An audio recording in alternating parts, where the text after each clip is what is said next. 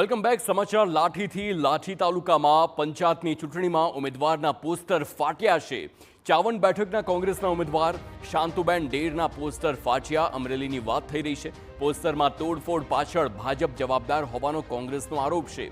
54 બેઠક પર માયાભાઈ આહિરના દીકરી સોનલ ડેર જ ભાજપના ઉમેદવાર છે. તો અગાઉ ઉમેદવારી પરત ખેંચવા માટે પણ દબાણ કરાયાની પણ કોંગ્રેસના આક્ષેપ છે.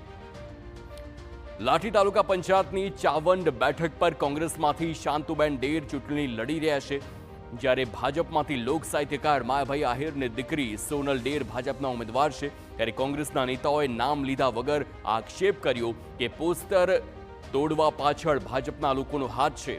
કોંગ્રેસ ઉમેદવારના પુત્રએ લાઠી પોલીસ સ્ટેશનમાં અરજી કરીને પોસ્ટર તોડનારના એ લોકો સામે કાર્યવાહી કરવાની માગણી કરી છે.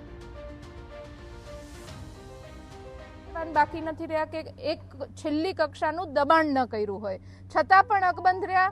વડીલ છે, એમણે એમની રીતના ખૂબ બધી હિંમતથી એમના પરિવારજનોને પણ હિંમત આપી છે કે વડીલ તરીકે હું બેઠી છું ત્યાં સુધી કોઈ તમારું ક્યાંય વાળવા કોઈ નહીં કરી શકે. ત્યારે આ ઉમેદવારે જ્યારે આજે કાર્યાલય ખોલવાનો નિર્ધાર કર્યો ત્યારે એમના જે પોસ્ટરો હતા એના ઉપર તોડફોડ કરીને ફાડી નાખવામાં આવ્યા. એટલે કઈ કક્ષાની રાજનીતિ ઉપર ભારતીય જનતા પાર્ટી જવા માંગે છે? રોજ અમને પૂછવા દબાણમાં આવી કે તમે ફોર્મ પાછું ખેંચી લો. રોજ બધા આવે અમને દબાવવા એમ કે ફોર્મ પાછું ખેંચી લો, એમ તમે આ લડો ને ચૂંટણી ન લડો એમ. એટલે ભાઈ અમને શું કામ દબાવવા આવે છે એમ કે જેને અમે પહેલાં ફોર્મ ભર્યું હતું તો એ લોકો પેથી અમે વાહેથી ફોર્મ ભર્યું છે તો અમને શું કામ દબાવે છે એમ. દરરોજ નવી નવીને બધાને મોકલે કે લઈ લો ફોર્મ પાછું લઈ લો, ફોર્મ પાછું લઈ લો એમ કે એમ.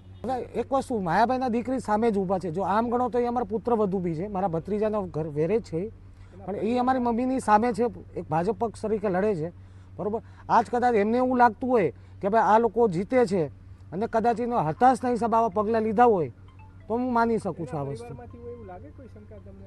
જો નામ હું પર્સનલી સામે તો માયાભાઈના દીકરી છે અમારી સામે, બરોબર, બીજું તો કોઈ છે, એટલે કદાચ અમે એમની ઉપર સોયની શંકા, પર્સનલી નામ નથી ભાઈ, એમણે કદાચ કરાવ્યું હશે.